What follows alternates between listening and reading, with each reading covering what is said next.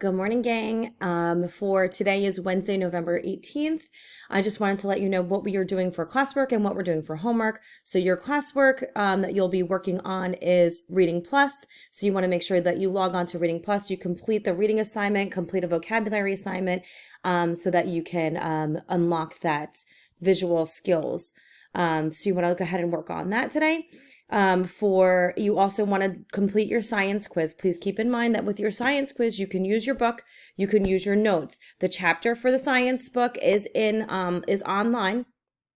And your notes are also attached. I graded all of them and gave you the correct answers if they were gave you the correct answers if if the answers were incorrect.